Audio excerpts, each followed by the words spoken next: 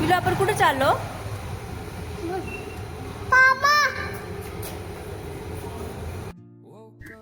तुम्ही जर माझे व्हिडिओ रेग्युलर बघत असाल तर तुम्हाला माहिती असेल की माझा मुलगा जो आहे तो लहान आहे. आणि जरी माहिती नसेल तरी पण मी सांगते, माझा मुलगा 2.25 वर्षाचा आहे आणि आम्ही टाळतो बाहेर जाणं शक्यतो.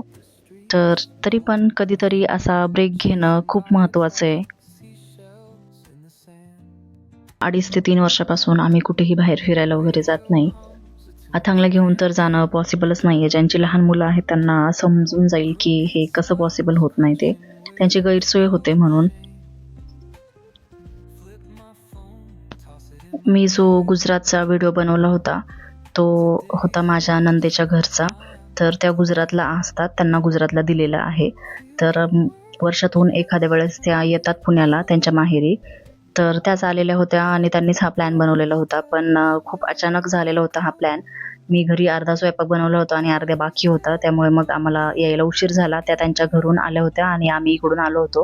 तर मला स्वयंपाक वगैरे करून आम्ही जेवण करून सगळं आवरूनच मग मी निघाले होते इकडे यायला. घरातून निघण्याआधीच मी शूट बिलकुलच करू शकले नाही. जर करत बसले असते तर अजून उशीर झाला असता यायला. आणि या साईडला गाडीवर यायचं म्हटल्यावर थोडासा वेळ लागतो, म्हणून मग मी शूट नाही केलं काय. हे मंदिर बघून तुम्हाला मला वाटतंय लक्षात आलेलं असेल आम्ही कुठे आलेलो आहोत ते. येण्याचं कारण हेच होतं की आज थोडंसं ऊन कमी होतं आणि आभाळ आल्यासारखं वातावरण होतं. त्यामुळे मग आम्ही गाडीवरती जाऊ शकलो आणि भेट पण होईल. आणि आम्ही पण बऱ्याच दिवसापासून कुठेच बाहेर गेलेलो नव्हतो. म्हटलं जाऊयात, थोडीशी रिफ्रेशमेंट होईल. मस्तपैकी आमचं दर्शन झालं एकदम शांततेत आणि गर्दी पण नव्हती जास्त. ऑफ सीझन होता त्याच्यामुळे असेल बहुतेक.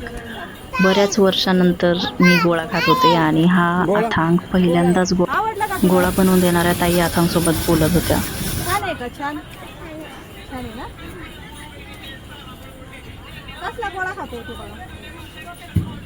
खावा पिलो, चला खावा पटकन, आपल्याला जायचंय. तोंडात घाल, तोंडात घाल गोळा.